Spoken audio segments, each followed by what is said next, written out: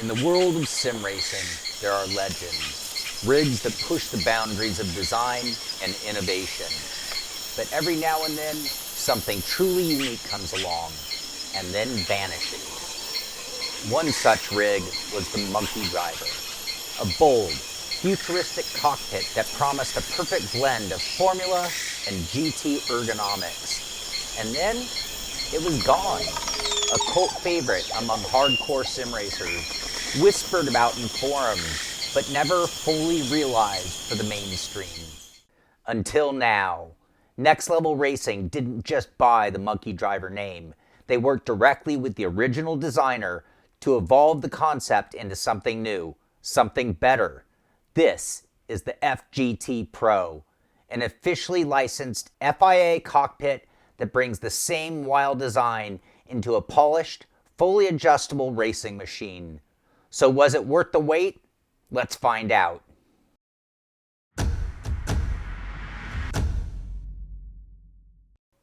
Welcome to the Simpit. I'm your host, Sean Cole, and today we're checking out the Next Level Racing FGT Pro, or as I've started calling it, the Monkey Driver Evolved. This is a sim racing chassis that can deliver a Formula, GT, or hybrid driving position. So whatever your driving style is, this thing is built to adapt with just a few quick adjustments. Now the FGT Pro is made out of beefy 50mm steel tube frame that has a slick metallic finish, and the strength to handle the most punishing direct drive wheels and pedal sets. Plus, it's FIA licensed, which means it has the seal of approval of some serious competition. With fully adjustable wheel, pedal, and seat positioning, it's built for fine-tuning your perfect driving stance, whether you prefer it to sit low, like a Formula driver, or upright in a GT car. And with a well-padded seat designed for long stints, comfort shouldn't be an issue, but we'll find out soon enough. And for those who like a little style in their setup, it comes in two flavors, the black edition as we see here, or it also comes in the gray edition for something a little more modern. Coming in at $999, which does include shipping, it comes in at that premium to approachable sweet spot. But does it really deliver? That's what we're here to find out. So we're going to get this thing all built up and see what we're dealing with. Unboxing the Next Level Racing FGT Pro, everything was well packed, and right away, I could tell this wasn't going to be one of those frustrating all-day builds. From start to finish, it took just about 45 minutes, which is surprisingly quick for a chassis with this much adjustability. So let's run through the key steps. First up, I connected the two halves of the frame, front and back. Everything lined up like it had been pre-aligned by a pit crew, so no hammering or cursing, just bolts and go. Next, I adjusted the seat height and mounted the upper half of the seat. The padding feels decent, and it's got enough contour to keep you planted without being overly aggressive. Then it was time to build and install the three-piece pedal deck. The design allows for a solid range of adjustments, but we'll mess with that later once the gear is on. Same deal with the three-piece wheel deck. Assembled it, bolted it into place, and now we've got a complete rig. Everything came together smoothly, and honestly, this was one of the easier builds I've done for a sim rig of this type. No overly complex brackets, no head-scratching misalignments, no inserts that didn't want to cooperate, just a straightforward, well-thought-out assembly. So with the rig built, it's time to start dialing it in with my gear. Let's see how well it handles the installation process. As we start installing our gear on the FGT Pro, it's a great time to cover all the adjustability as well. So starting things off with the wheel deck. The wheel deck is a very, very thick, very strong piece of laser cut steel that's pre-drilled for just about every major wheelbase on the market. Its usable area is roughly 12.5 by 8.5 inches, giving you plenty of mounting real estate. So the wheel deck itself is mounted to those profile tubes. Those tubes can move on the chassis front to back. The wheel deck can move on those tubes front to back. That gives you somewhere between 12 and 17 inches of adjustability, which is fantastic. That whole assembly is then bolted to the chassis via shoulder bolts and these pre-done holes, giving you all this adjustability front and back. You've got 9 different positions in the front and 11 at the back. And sometimes they can be a little stubborn, but it works out. You have 11 positions at the back. It gives you a ton of angle and about 3.75 inches of up and down adjustability as well. And thanks to the use of those shoulder bolts, dialing in these adjustments is actually pretty easy. No awkward or fumbling or guesswork, no need for tools, just solid clicks into place once you find them. Moving on to the pedal deck, it follows a similar concept to the wheel deck in terms of adjustability. It uses a series of left to right slots for mounting, which makes it compatible with most pedal sets. That said, the slots didn't line up perfectly with my Simpit pedals, so I had to get a little creative with a couple of smaller bolts in the rear. Not a deal breaker, and I could have drilled holes, but something to note. More common pedals like Fanatic should line up perfectly. The deck itself measures about 13 inches wide, which is a little narrow, by 17.5 inches front to back. It's also mounted to a pair of aluminum profile tubes, giving you roughly 10 inches of front to back movement to dial in your preferred position. Now here's where it gets really adjustable. Just like the wheel deck, the pedal deck uses shoulder bolts and preset holes for angle and height changes. You get 9 angle positions up front and a whopping 13 positions in the rear, which translates to even more tilt adjustment than the wheel deck. On top of that, there's up to 5 inches of height range, which is great whether you're going for a GT stance or a more aggressive formula style drop. Last but definitely not least, let's talk about the driver position, which on the FGT Pro is mainly adjusted through the seat's relationship to the frame. It works a lot like the pedal and wheel deck, using shoulder bolts that you can partially loosen to raise or lower the rear half of the seat mount. You've got 5 preset positions to choose from, ranging from laid back, almost flat formula style recline, to a more upright GT or civilian driving position, with a few hybrid angles in between. You can also adjust the angle of the seat back, and personally, I found a bit of tilt more comfortable than a fully flat setup. And here's the cool part. All of that extreme adjustability on the wheel and pedal decks, it's there to support the seat movement, so no matter if you're laying nearly flat or sitting up tall, you can dial in everything to match, keeping your wheel, pedals, and posture all lined up. When it comes down to actually using the FGT Pro, it starts with the driving position. I tested them all, and in the end I did have my favorites. The more GT or very upright position, and maybe one notch lower than that. And I gotta tell you, that high position does have its perks. It's by far the easiest to get in and out of, and it's also the most versatile for off-track use. If you're doing anything from browsing the web to editing video between sessions, this is the sweet spot.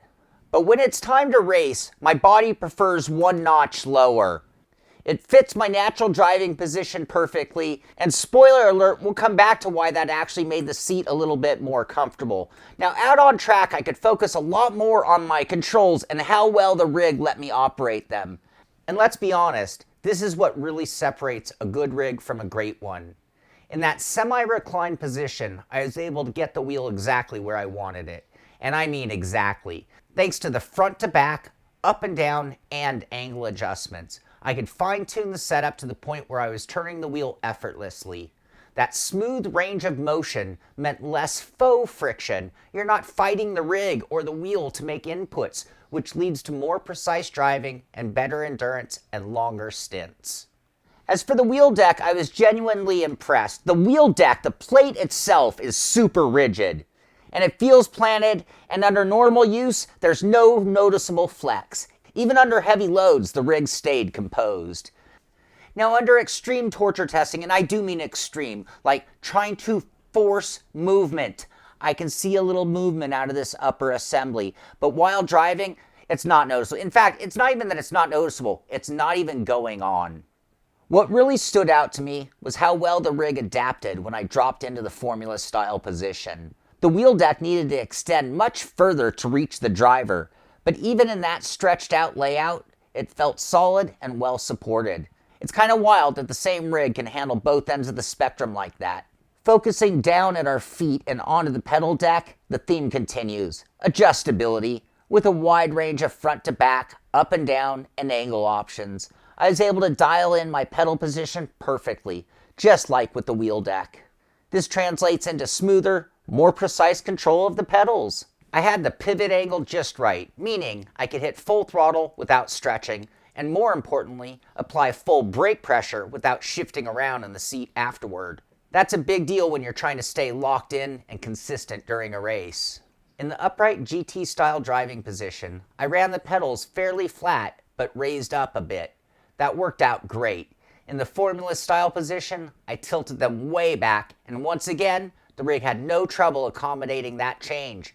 Every position I tried felt natural and mechanically supported. When it comes to strength, I was honestly impressed. I'm running a hydraulic brake pedal, so that means jamming into the corner here. We're talking about some serious pressure on that pedal plate, and it was very strong. In fact, I saw more flex out of the pedal base itself than from the rig. That's a big thumbs up.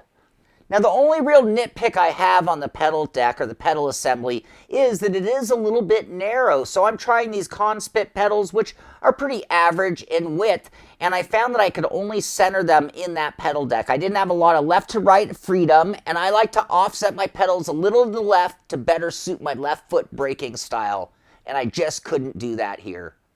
The seat on the FGT Pro is a little different or a little unique, and you can tell just by looking at it. This is not a typical bucket seat that we see on so many rigs.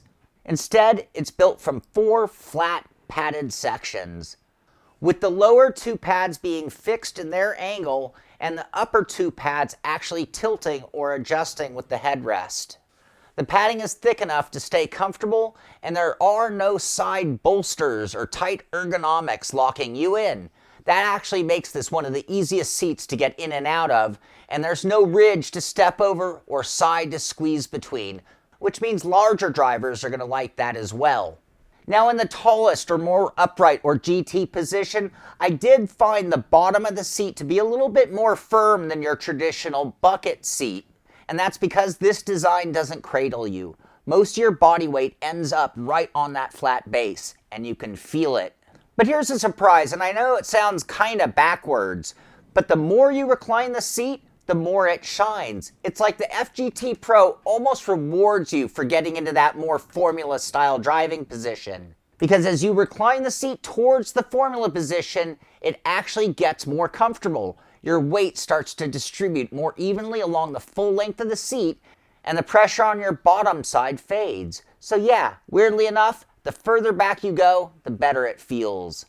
Now that said, the lower you go, the harder it gets to climb into, especially for us older guys. Once you're dropped all the way into the Formula position, you're right down there on the floor, and it can feel like crawling into a race car tub. But then again, the open design comes to the rescue. No side rails means you can just slide right in and out without a wrestling match. As far as strength goes, the seat back is solid. Even under heavy braking with my hydraulic pedal set, I could push against it for leverage, and it never gave an inch. All in all, I walked away really impressed with how the FGT Pro performed once it was dialed in. No matter what position I ran, Formula, GT, or in between, the rig stayed rock solid under pressure.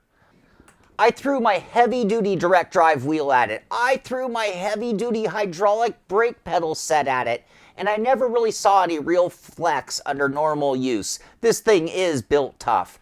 Now the seat, it is going to be a little bit of a love it or like it kind of seat, and there is no seat options. This is the permanent seat. It's fully integrated, so don't expect to bolt your favorite Sparco or Recaro bucket on later. But what it does offer is a lot of open space and comfort for all shapes and sizes, whether you're tall, short, long-legged, or just a bit rounder. The adjustability of the chassis makes it easy to find your sweet spot. One thing I really love about the FGT Pro is its small footprint, and I think this is going to be really important for a lot of drivers out there who don't have a ton of space. It's actually only about 66 inches long and only about 22 inches wide, which for a premium rig is a very, very small footprint. And with that, it squeezes a whole lot of strength into a surprisingly compact space. It's like a mini tank, or maybe a mini mouse. It's small, but solid, and it still brings the weight and stability you need for serious sim racing. That's something that doesn't necessarily apply to driving, but certainly important to us sim racers is cable management. The FGT Pro is pretty much comparable with any tubular or profile chassis, meaning it's minimalistic when it comes to management. You've got some Velcro straps, but you're going to have a visible wiring loom. Not a big deal, and pretty normal. And finally, let's say this is a very purpose-built rig. So we've got the integrated seat, right? And most of the accessories are going to be unique to this. So they aren't available yet, but the add-on accessories are going to be unique to this chassis alone, I do believe. And from what I understand, they're working on a shifter handbrake plate, a monitor mount, and even a mouse and keyboard tray. You can already see the mounting points in place, so expansion is clearly part of the plan. Well, I think that tells you just about everything that you need to know about the Next Level Racing FGT Pro Sim Racing chassis, but in case you missed anything, we're going to go ahead and break it down with the good, the not so good, and the bottom line, starting off with the good, and that being 3 rigs in 1. Formula, GT, or hybrid. Small footprint. Very adjustable. Easy adjustments. Strong wheel deck. Strong pedal deck. Easy to get in and out. Great for larger drivers. Seat gets more comfortable with recline. No creaks or noises. Good build quality. Accessory expansion planned. And now on to the not so good. Well, it is arguably expensive or premium. Flat seat design. No seat swap options. Slight upper deck flex. Narrow pedal deck. Seat gets lower in formula position, almost on the ground. And now on to the bottom line. The Next Level Racing FGT Pro really does deliver on that word or name Pro. I mean, you get something that's very stable, something that's extremely adjustable, and on top of that, it's 3 different rigs in 1. Not only does it do a Formula or a GT or a hybrid kind of position, but it does all 3, and it does all 3 of them without compromise. It's strong, it's stable, and it delivers an excellent driving experience across the board, even under the stress of high-end hardware. Now, the integrated seat might not be for everybody, and you are locked into that design, but what it gets back is that accessibility, the overall comfort, and the driver size accommodation is no joke. It's not a plush bucket, but it's smartly designed and very functional. And perhaps most impressively, it does all of that in a very, very small footprint. So when I think of a premium chassis, most of our most expensive chassis, they tend to get very large and they're still going to be a single position setup. This one is that 3-in-1 setup in a very small footprint. So if you're restricted on space, but you're still looking for all the features and benefits of a premium rig, then the FGT Pro is going to be a perfect contender in that category. I mean, it's not perfect, but it's damn close.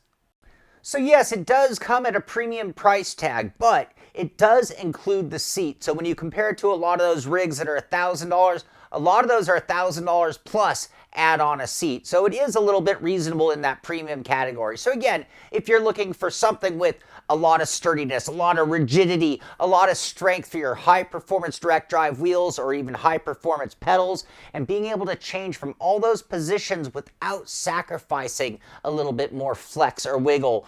And if at the same time you're trying to need to squeeze it into a small space, I actually can't even think of another rig that can meet all of those check boxes. And if you're interested in the Next Level Racing FGT Pro, there is a link in the description to our affiliate link. It helps out the show at no extra cost to you. So if you enjoyed this show, please consider giving it a like. If you want to see more from us, be sure to subscribe to the channel, and thank you for watching. This is the Simpit. I'm Sean Cole, and I'll see you on the track.